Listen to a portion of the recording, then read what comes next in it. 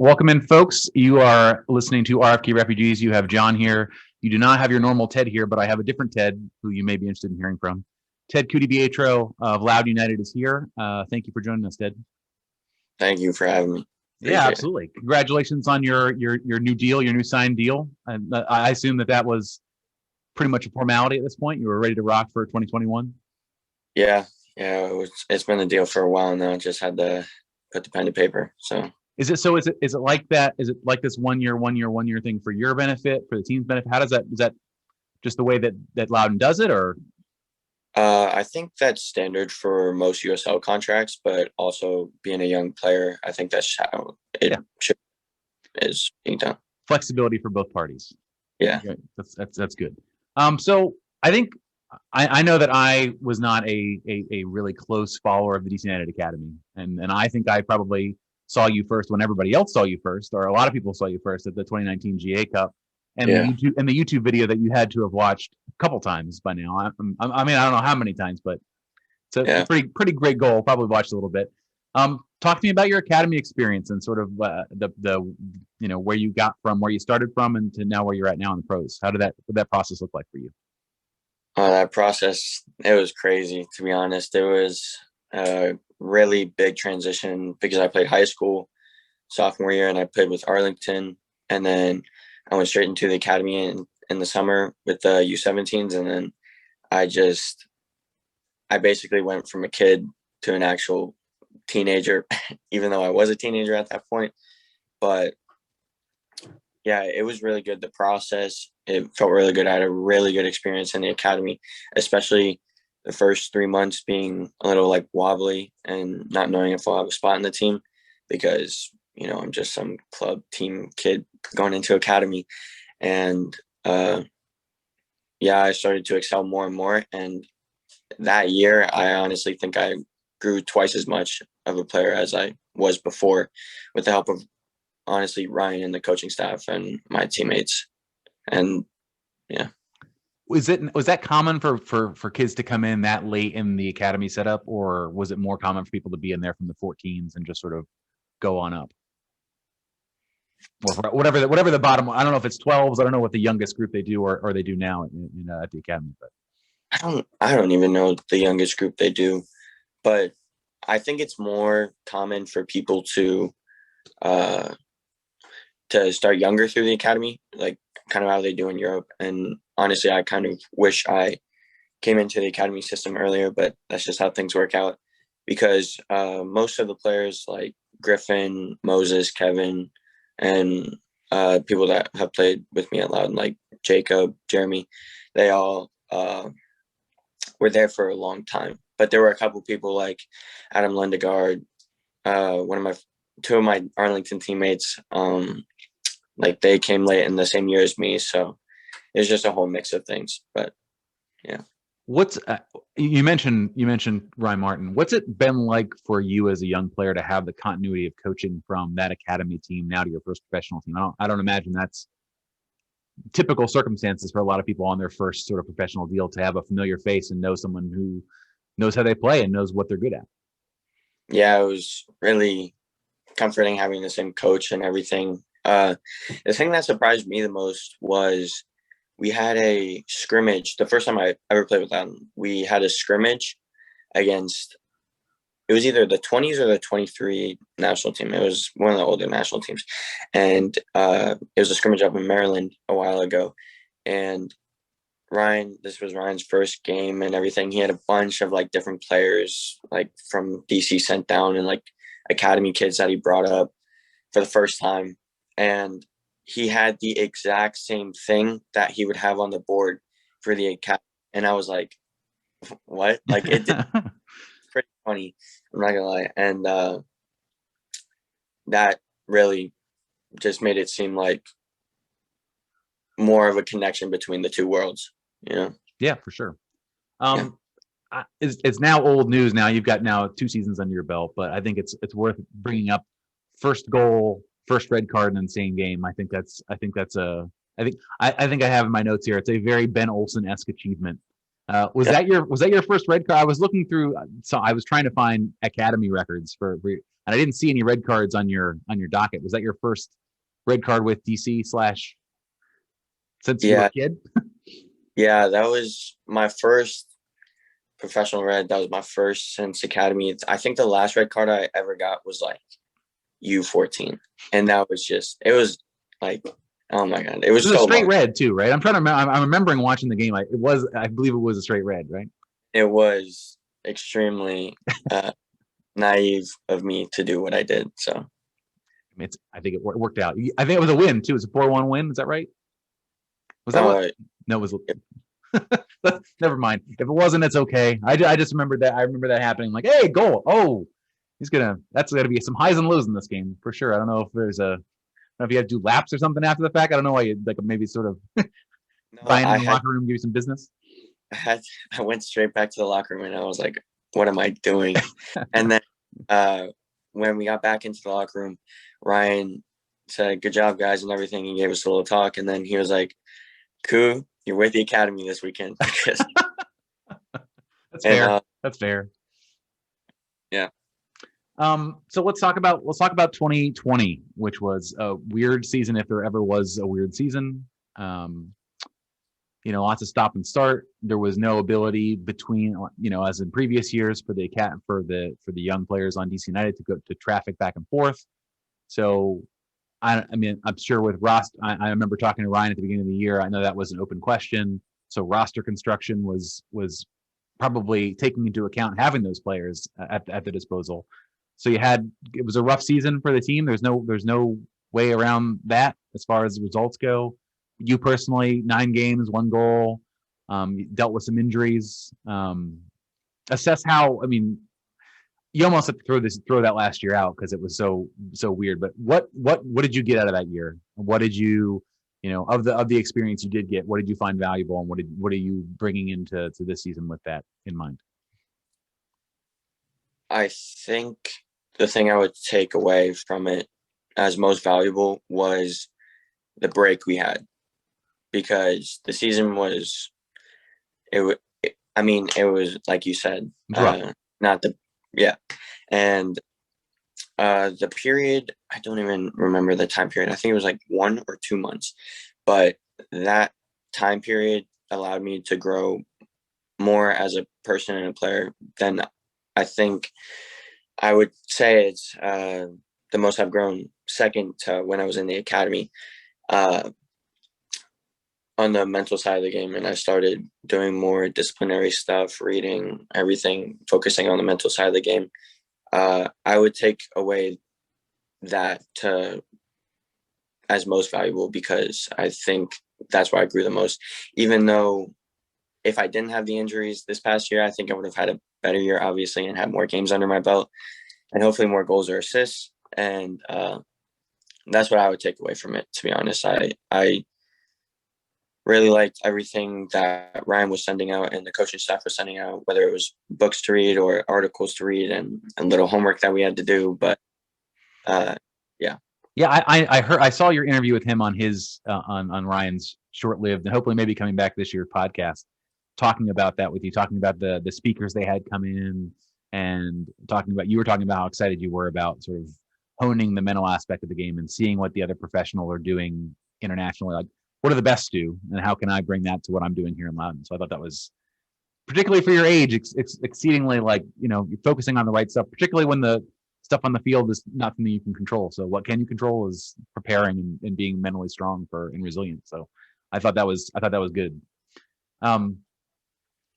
So let's talk a little bit about a little more about USL. So I feel like the size of the roster with USL is large. I feel like it doesn't offer a lot of continuity in lineups.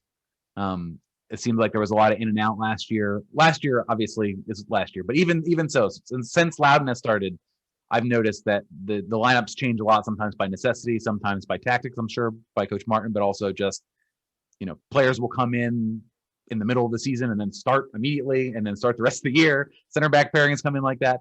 I imagine it's a challenge to establish chemistry when there's so much churn have you found that to be the case compared to, say, your academy days?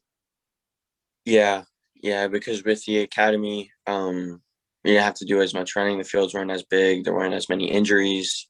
We usually had the same amount of people. Like in the academy, I started 99.9% of the games. Right. In uh, professional leagues and the USL, like I'm either injured or exhausted, or I feel something, or I have a knock or something. Uh, I would say the biggest thing would be injuries, and that's why, and just being able to maintain ourselves and not being able to have to regulate everybody during that period of time because everybody was doing the same thing but also doing their own thing. So it is pretty hard to build chemistry that way, even though no matter how much we play together in practice, there is that want to play with the same people every single time. You've got a long season. It looks like, barring anything ridiculous, you've got a lot of games coming on this calendar. So you'll get that, I think, that opportunity as you go on to really establish yourself within the team. What have you been doing this off season? Typical question for the off season. In light of those injuries last year, probably due to a lot of the stop and start of the season and training on your own, and maybe not having the same access to facilities and everything else that you would in a normal year. What have you been doing to sort of make sure that your body is ready for a full season, for a full, normal length season this year? I would say taking the right amount of time to take a break and step away from it, like I did a while back, and then really just easing into it with the fitness and the playing, and then you start to get your drive back more and more, and you want to play more and more, and then you start training with more people and better people. And I would say just getting the drive back for the grind and loving it every single day, because that's really one of the biggest parts of being a professional, is going in every single day to training and being consistent and loving what you do. Because if you don't, then you're not going to be put on the Right. field. You're not going to be in the 11 or the 18 for that matter. But yeah, just really getting back into things and getting back to loving what I do. Do you feel like it was overuse it looked like muscular stuff? It didn't look like any sort of structural injuries. It just looked like nagging, either hamstring or other stuff. What was the bulk of the issues last year for you? I had a hip fracture. Oh, okay. So not muscle injuries. Well, that came during the COVID break. So, and I don't even remember when I started to feel it, but that was the first thing. And that's why I was out, I think, for the first game when we came back. And then for being out for so long, because I didn't run for a couple of weeks because your hip was fractured. Yeah. They had me like walking and doing like some rehab stuff. But other than that, like I couldn't really use my hip flexor at all. Right. So I was at that point unfit, and some things weren't in tune with other things. And that's why my groin and my hamstring couldn't keep up. And that was mainly the hip flexor started everything else. Well, that makes sense. That absolutely makes sense. You were basically trying to get into fitness and get all of your muscle alignment and everything like as the season's going, like as you're playing. So that definitely accounts for. I remember there was one game where I think you subbed on and then subbed off like in the same half. Yeah, that was because the trainer only allowed me to play 15 minutes, but I think at that point we were 2-3-0 down. Yeah. Ryan knows how I am and how crazy I am, but I'll get people going and I'll get people fired up. So that's why he put me in, and then that's why they took me off, because that was my first game back, and I only think I trained for that week or like the 2 days before that. That makes sense, because I, obviously the announcers don't have that information. It's like, what is happening? Yeah. So targets for 2021. I was reading an interview last year, sort of as you were coming in. I think right before that game, potentially before 2020, you were talking about targets are go in there and win it all, which is a good target to have. I think maybe this year it's about probably personal growth and consistency and getting on the field and staying on the field. And also, are you guys also tired of playing Hartford? I'm tired of having to see you guys play them. That's maybe they are a buzzsaw, and I don't want to watch them anymore. Well, so what's your hope for 2021 for you and for the team? Well, first off, Hartford, I'll play them any day of the week, All right, but good. I don't want to drive up there for like another time. It's a pretty long ride. Yeah. Especially the next week after week after week. Yeah, you guys would just live up there for that. There was a you guys played them like 2 or 3 times I think consecutively. yeah, yeah, Crazy. it was. Uh, Personal goals, I would say this year I don't want to focus so much on numbers, but focus more on leadership roles and getting my team going. And I don't really care about my own stats, just what I can do to help the team win. And I honestly think no matter what happens, no matter how well I do, I just want to create a formula to win. I think at this point now, the past 2 years, I don't know about the first year. I think we had either an even or a losing record, and this year we had a losing record. So this upcoming year, that's really the main focus. It's all on team priorities and nothing about individual acclimates. And I just really want what's best for the team, no matter what it is. Yeah, I'm sure that Ryan would love to hear that. Yeah. Ryan listens to the show. He'll have a big check mark next to your name after that one. So let's talk a little bit about DC United. I think, just seeing the opportunities afforded to the players that you came up with, trained with, have played with, Kevin, Griffin, Moses, Jacob, etc., make you more optimistic about both the pipeline that DC United is trying to build and this Loudoun to DC thing, but also were that contract to be offered at a certain point, the opportunities to actually play. I think do you feel optimistic about the way that DC values its youth and wanting to put them forward and see how they can grow?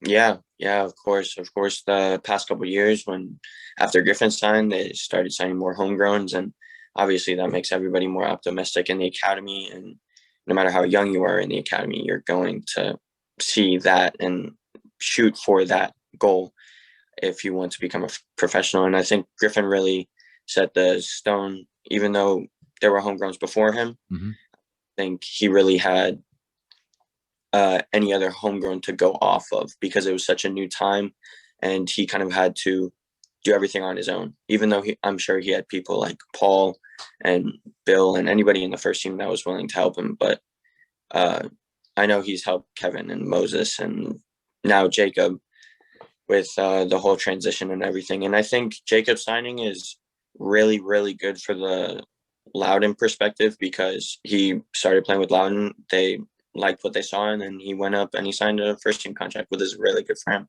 That's the goal. I imagine lots of guys on the team are saying, all right, so it's achievable, it's doable. I don't have to be I don't have to be a long-term academy guy. I can just perform well with their eyes on me and get an opportunity, right? Yeah.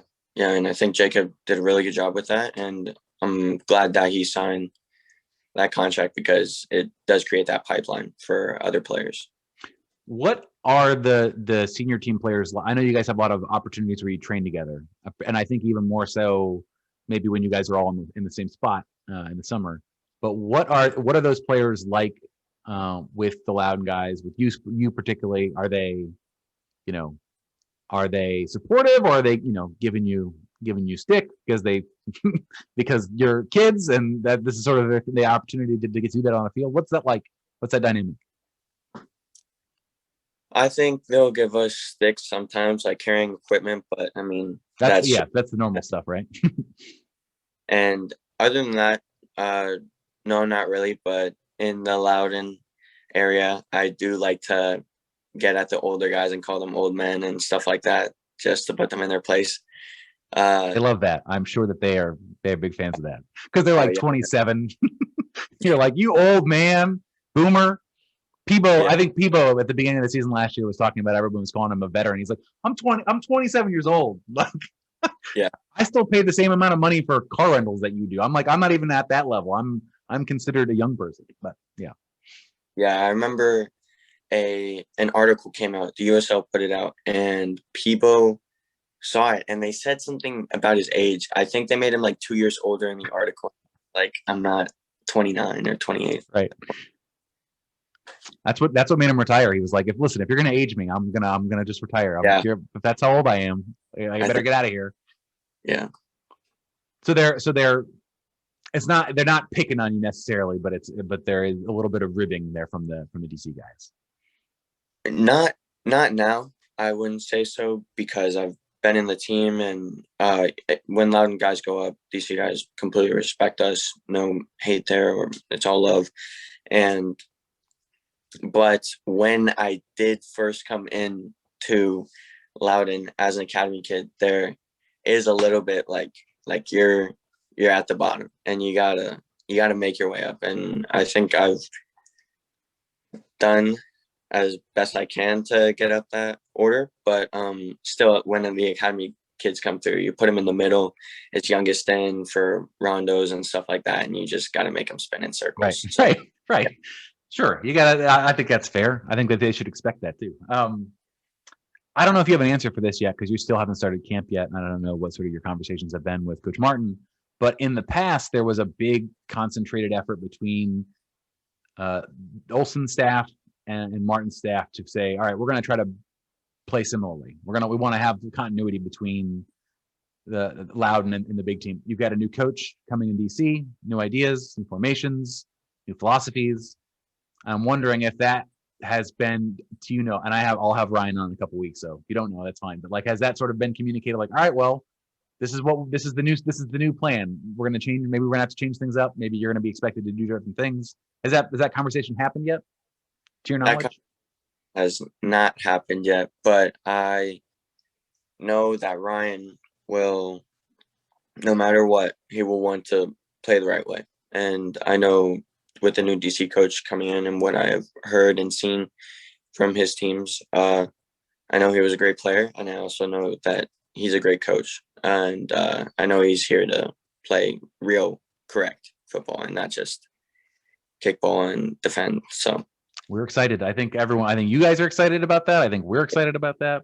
I think the DC players, it's a new era, and we're all sort of getting the opportunity to be excited about it before balls kick. Last question I have for you, before I have one question from a listener, and this is sort of a joke question, but as a local who I imagine is not commuting in from DC, how excited are you about the new training facilities this summer? Do you guys practice at Segra right now, or do you guys go into the St. James? And what's your current setup? We always go to Segra, no matter what. 2 years ago, we used to train at the Loudoun Soccer Park, which is like a minute away. It's not even a minute away from Segra. It's like a 30-second walk. But everything is staged at Segra now, locker rooms and everything. Yeah, I'm honestly a lot happier that it's not in DC anymore, because going to RFK morning, and it's really a 30-minute drive for me, or 40 minutes, can turn into an hour and a half very quickly. Mm-hmm. So, yeah. We always used to laugh at the fact that we were thinking that Wayne Rooney was having to use a porta potty at the RFK training fields, like that was where his life had gone very quickly from being in Everton to being like, oh yeah, no, it's you go take a right by the Raccoon, and then there's a old porta potty on wheels that we use. That's where you go. So I'm glad. Yeah. I'm glad for everybody that you're getting to step up there in facilities. Yeah. CJ from Twitter wants to know what your preferred position is, and what position do you see yourself playing long term? It's a tough question. I would like to play center attacking mid, or just really anything in the middle of the field, whether it be 6, 8, 10, striker, wherever I'm put. I mean, I'll try to perform to my best, but where I want to play and my preferred position would definitely be center attacking mid. I mean, that's where the action is. I don't really blame you. I think that also did you get to play there at all last season, or have you been pretty strictly on the wing and right side of midfield? I was honestly everywhere.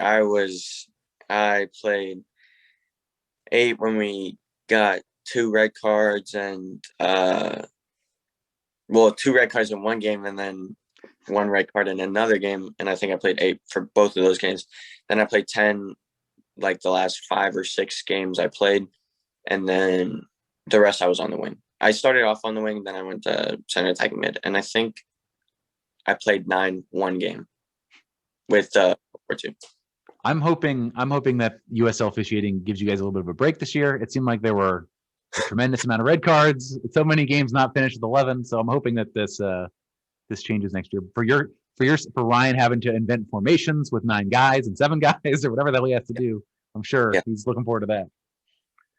Well, Ted, thank you for taking time. I really appreciate it. I know that I have been excited to watch you on Loudoun and sort of see where your career goes. I hope you have a year of health and an opportunity to really get some major minutes under your belt and provide the leadership that you want to provide to this team. I think that, only way to go is up for Loudoun after last season. And I think that, I hope that's where we go. I know all the fans are wanting to see a competitive Loudoun side.